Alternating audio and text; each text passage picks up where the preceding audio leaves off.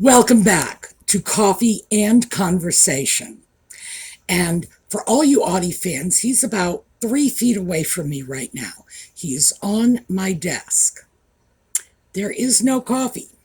There is Coke. We'll talk about that in a minute. The reason there is Coke, because I really did want a cup of coffee, is that's also on my desk. Oh, and here, notice there's a cap, which is something I can't do with a cup of coffee. And Audie has just been knocking everything off my desk. There is like a nice clear path where his tail is swishing back and forth, and he is just prancing around from one end to the other. So, yeah, I have to be careful about leaving any open containers on my desk right now. But he's right here. He may well come over and visit us. Who knows? So, once again, yellow, and I hope this shows up well.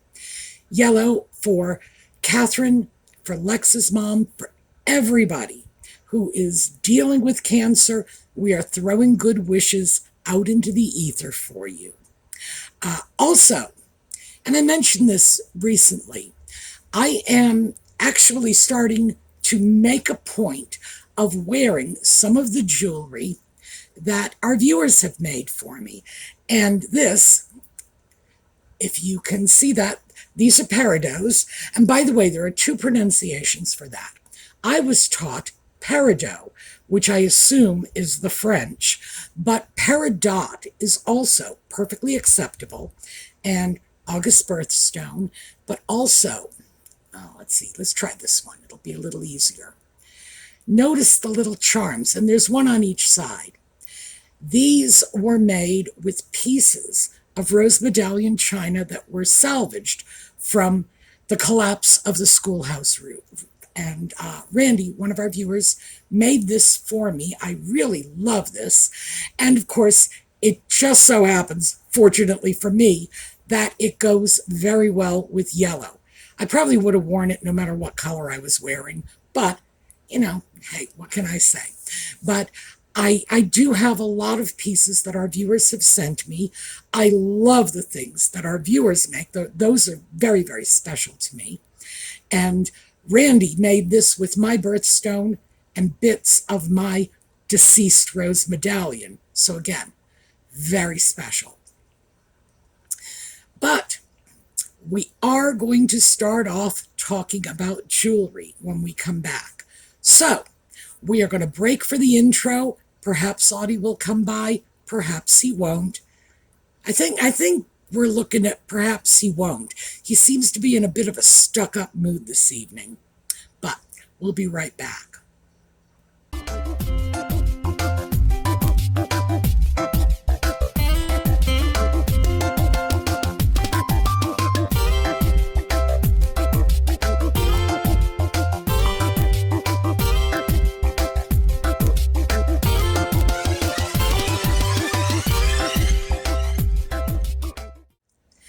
So once again, I am going to take you on the strange and circuitous path that led me to this morning's topic of discussion. I think it was last weekend, not sure, I think, one of our viewers had commented on the earring I was wearing. It's not this earring, it was a different one. And I thought, you know, I should probably really mention that because I'm sure that's confusing for people. Because I wear one dangle, nothing on this ear. There's a stud, and that's it. So I have 2 holes for the studs, an extra stray hole on my left ear for the dangle, which is always my lucky earring.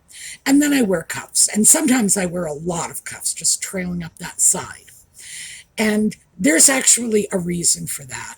All my life, my hair has naturally parted on the left side, so that frees my left ear, makes it a little more conspicuous, hence the cuffs. But this extra hole I put in my ear, well, I didn't do it, I made somebody else do it, went to one of those ear piercing places and said, you give me the pen and you put the hole where I show you, and had an extra hole put in, and this is back in the 1980s. And in the 1980s, double piercings, one set here and one set just above them. That was a popular thing. I don't think it is anymore, but it was then. But also, odd asymmetrical piercings were sort of a thing back then. I was not prepared to get 14 holes running up the side of my ears, but I was willing to get daring and do one extra. And still, to this day, I wear a dangle in that hole. I am no longer wearing my lucky earring because whatever my lucky earring was at the time, well, I lost it long ago because, we're talking a good 40 years. So, but I still do wear unusual dangles. This one is rather typical for the sort of thing I wear. Let me see if I can get in there so you can see it. What I usually do is I find antique pendants. So something like this would have been on a necklace. It would have been a very inexpensive necklace. These are not grand pieces of jewelry. 100 years ago, this was a working class woman's necklace. It wasn't anything fancy, but they're pretty and they're interesting. I love seed pearls. They're usually full of seed pearls because seed pearls were cheap. And in general, like this, they're about 10 karat gold. They are just fun. They're antique jewelry, but they're not what I would say you would call really fine jewelry. Just somewhere between costume jewelry and fine jewelry. And I still, to this day, do this. And it's probably a little eccentric for someone my age. But to tell you the truth, it was a little eccentric when I first had that extra hole put in my ear too, because I was a little old for that. But there you go. And someone had asked about that, and years ago, I used to get a lot of questions from people saying, did you lose an earring? Because they would see one dangle and not the other. No, didn't lose an earring. It's always been that way. But that got me to thinking. And as the wheels started turning, I began thinking about, buying jewelry. What do we do when we buy jewelry? And the mistakes people usually make when they're buying jewelry and the things they do right. So that's not what I'm going to talk about today, though. Maybe we'll do that tomorrow.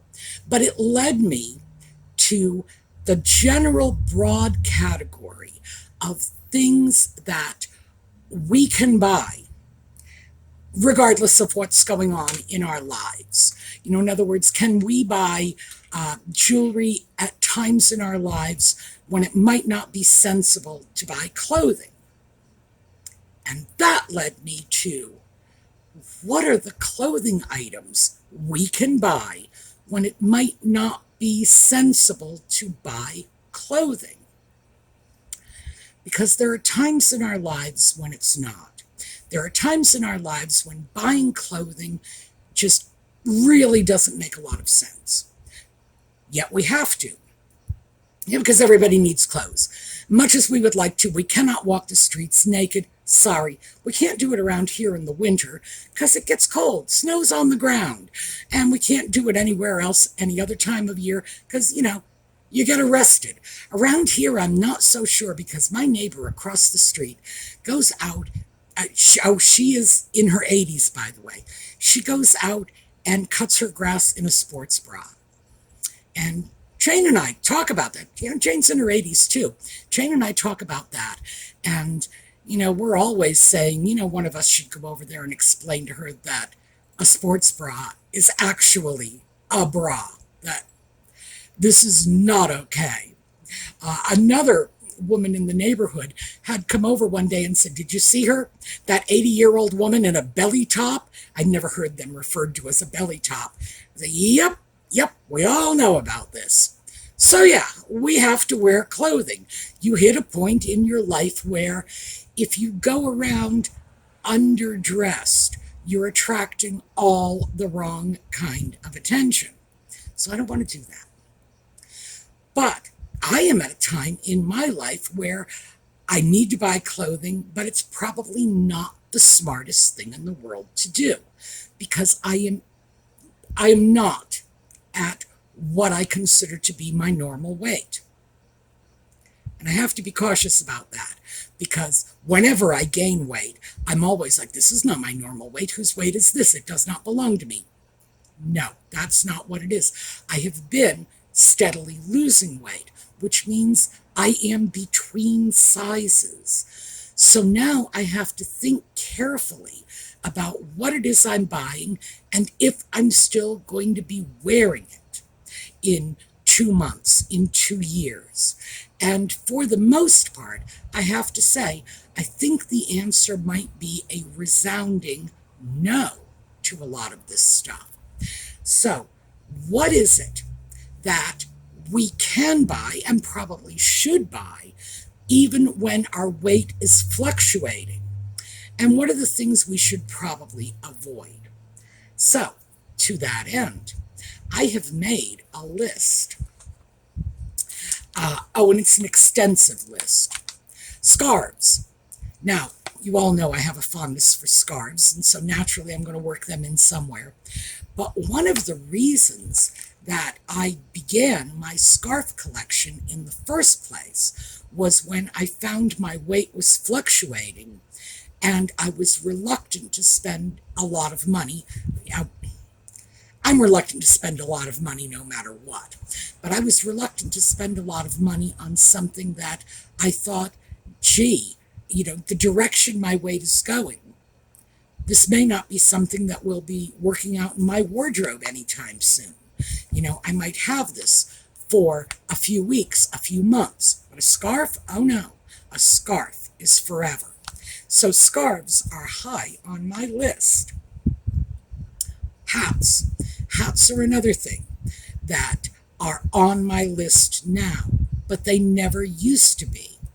So the reason for that is I come from a generation that eschewed hats. We wore hats when we were small children. Oh gosh, those of you my age, you will remember this. I was wearing bonnets, baby bonnets, until I was about 6 or 7 years old. We all were. That's what they did to us. They put us in baby bonnets. And I don't think that was very helpful in terms of my ability to acquire an appreciation of hats in general.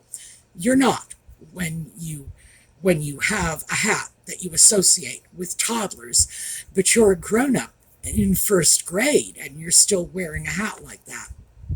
And I remember, because of course I was in Boston, even my winter hats, they were baby bonnets. Ooh. So yeah, about as soon as I could get away from hats, I did. My whole generation did. And I do think a lot of it was those baby bonnet hats we were stuck wearing when we were little. And because of that, I don't like hats. Now, however, as an adult, and of course getting older, I have to pay a little more attention to this. Now I find winter comes, and it would be a good idea to have a winter hat. Yet I'm not fond of hats. I look at hats and I think, ooh, I hate them all. It's a hat. I hate it. Can't stand it. Why would I even consider getting a winter hat when all hats are evil? Well, what ended up happening is I decided that I had to get past this because, like I say, winter, there's a practical consideration in this. And I realized that I had to get a little more open-minded. And I started thinking back to any of the hats I had had in my lifetime that I liked. And they were few and far between. But I did eventually break down and say, well, I am going to get some hats. So I did. And the way I can justify this is not only I need the hat, but no matter how much weight I lose, assuming my weight goes in that direction, or how much weight I gain, assuming it does a U-turn and goes in another direction, those hats will still fit. Capes and cloaks are another thing. Now, some people like capes and cloaks. I do. Well, oh, yes, well, you all saw that very expensive cape that I wanted forever and ever and ever and bought. And, ooh, that was an over-the-top purchase for me. But I wanted it, I bought it, I got it. And it's a cape. It's one size fits all. And I do have a few other things like that in my wardrobe. I have ponchos that are in between seasons. They're like a spring poncho and a fall poncho because they're lightweight enough for the warmer weather, but heavy enough for the cooler weather. They are not anything you could wear in July or in January, but those middling months, September, October, or maybe April, May, they're fine. Those are one size fits all. And if you are unsure of your weight, if you think there could be changes in the future, go for it. You would have to really gain an enormous amount of weight to outsize yourself from the average shawl or poncho. Or you would, well, I'm not sure there's enough weight you could lose to go the other direction, mostly because, you're still going to have your shoulders fluffing it out a little. So, yeah, those are sensible purchases, and you can justify spending a reasonable amount of money on something like that, knowing that if you get something in a classic style, you'll have it pretty much forever. It's not going to go into the Goodwill box simply because your weight changed. Socks. Socks are a big one. I do love socks. And yes, no matter how much weight I gain or lose, my socks will still fit. And that's another one of those. You get older, and keeping your feet warm becomes an important consideration. So yeah, socks.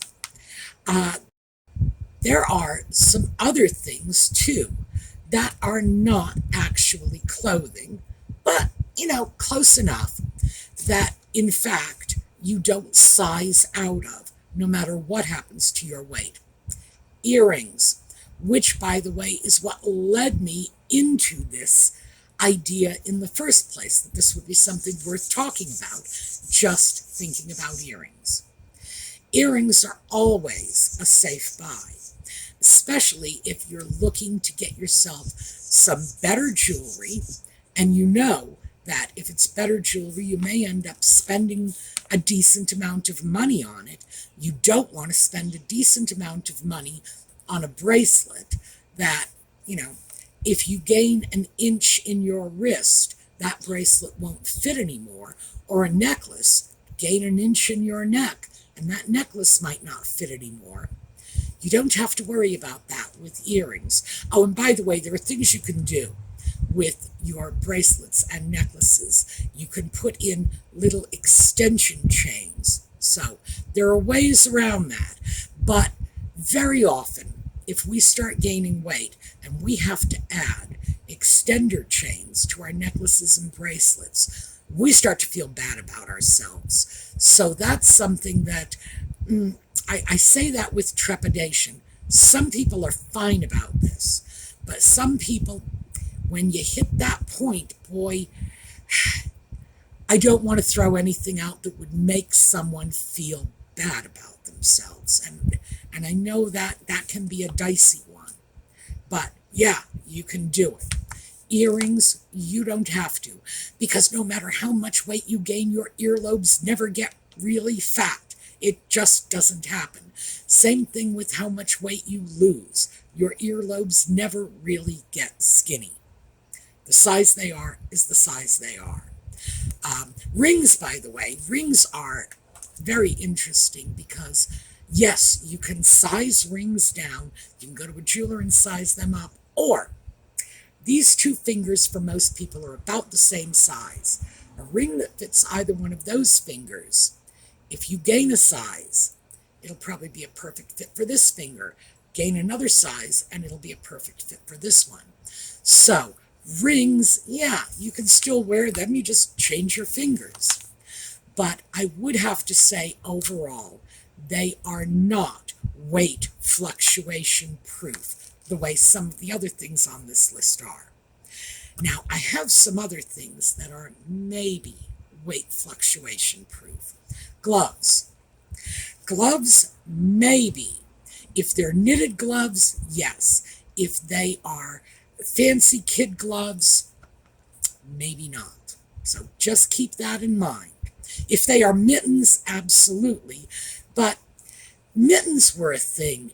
Back in the 80s when I had that extra hole put in my ear, mittens for adult women were actually very popular. I'm not sure why. These days, mittens, like when I was a child, are mostly reserved for small children who simply can't figure out how to get their fingers into the finger holes. But yes, mittens are weight fluctuation proof. Sweatshirts. Sweatshirts are kind of, sort of. They're like gloves. Some are, some aren't. Sweatshirts are usually designed to be baggy and bulky. You roll up the cuffs or you pull up the sleeves or whatever. Sweatshirts can usually go through several size changes with you before it hits a point where they are either too darn small or too darn big. But there's a wide range of sizes most sweatshirts will cover. A medium sweatshirt will probably cover anywhere from maybe a size 8 right up to a size 16, and that covers a lot of ground. So there you go. I wouldn't say they are totally weight fluctuation proof, the way an earring is, but they're not quite as bad as a tailored suit. Tunics and flowy blouses or flowy dresses. Yes, absolutely.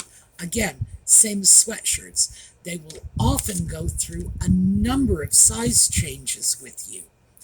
Will they go through all of the size changes? Maybe not. Maybe not. Like a sweatshirt, they probably have a limited range, but that limited range is not really very limited. Well, I just said limited range, not very limited. It's a wider range than you might think. Let me put it that way. Leggings are the same. Leggings can go through 4 or 5 size changes. I would say a good 3 up or 3 down. And because they are inherently stretchy, that's how you get away with it. But will they go more than that? No, probably not. So again, limited. T-shirts. T-shirts are another one. T-shirts, if they are loose and baggy, or if they have a certain amount of stretch in them. This one that I am wearing, this is a silk T-shirt, and it's a silk cotton blend. But because of the silk and the cotton, there's a lot of stretch in this. This is a shirt that will go through a good 4 or 5 sizes with me. The size it is right now is snug fitting.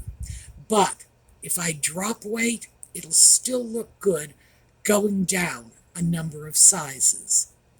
And it all depends on your comfort level with either tight clothing or baggy clothing. But these I'm just throwing out. Coats. Goodness, coats. Some coats are fantastic for weight fluctuation. Those beautiful old vintage swing coats, oh my. First of all, They look great on very thin women. So if your issue is that you feel too thin and not shapely enough, ooh, a swing coat is just really going to accentuate everything you need to accentuate. They can also cover a multitude of sins. I can remember when swing coats were fashionable in the 50s. They were very, very popular with pregnant women because they were less expensive than maternity coats, and maternity coats have a limited utility. It depends on how many children you plan to have, but usually it's only something you can wear in the later stages of pregnancy, and who knows when that's going to be. I was born in August, so my mother did not need a maternity coat for me. My next brother, however, was born in November, and we were in Boston. So yeah, she did need a maternity coat for him. But that's one of those things that, yeah, given the limited utility of a maternity coat, swing coats were very, very popular with mothers-to-be, and with good reason. Baggy coats that are very slouchy fitting. I'm thinking back to the coats that were popular in the 80s, because I have one of those, and it's like a camping tent for a family of 5. The thing is huge. It's even got a giant hood.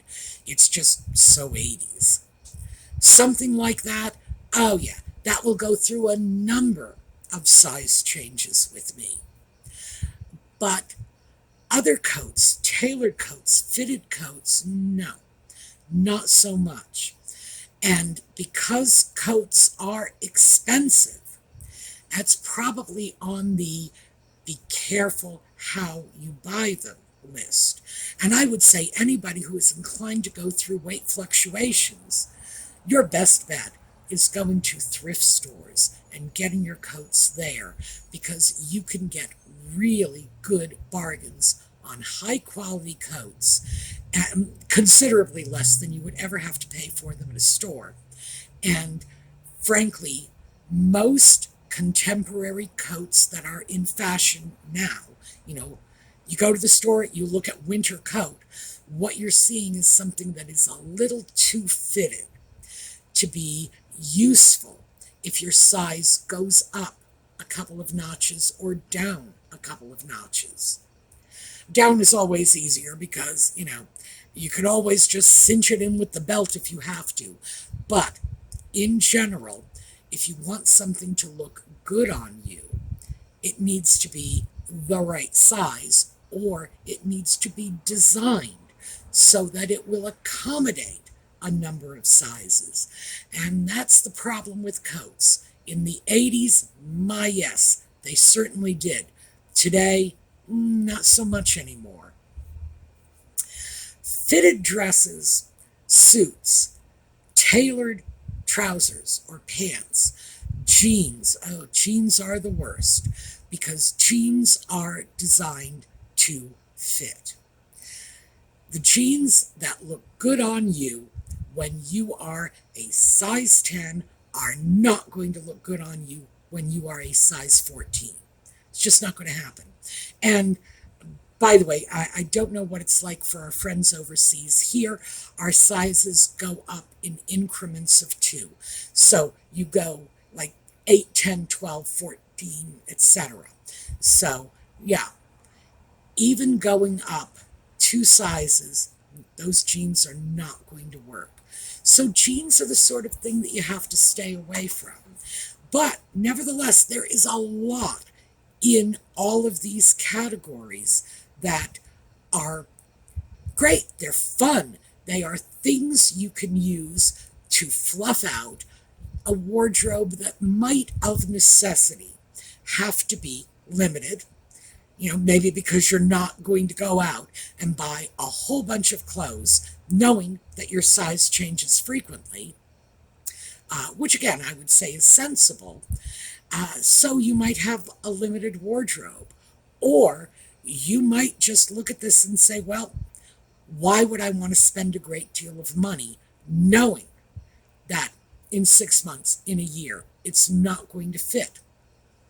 Throw your money into things like scarves or sweatshirts or t-shirts or other things that will throw variety into your wardrobe and disguise the fact, that you're wearing nothing but gray sweatpants or whatever. And you'll be able to sort of get through that hump this way. So these were just some thoughts about it. And as I say, I'm going through this myself because, as I've mentioned, I put on weight when we went into lockdown and, stuck indoors. That was awful for me. And now I am losing it. And now I am facing the reverse side of this. Previously, I was facing weight gain.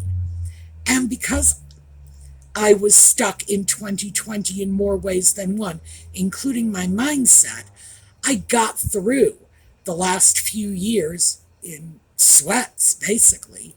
Now I am moving back to where I would like my weight to be.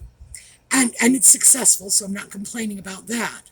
But I am finding I have to be so much more careful about what I buy, because in the last year alone, I have already found, I think there are 4 or 5 shirts in my closet. They are going to have to go into the Goodwill box, and I loved the daylights out of them. So they were great, but they just don't look good on me anymore. So now I get to pass them along to someone else they will look good on. But I want to limit that as much as I can. So that's why I'm throwing this out to you.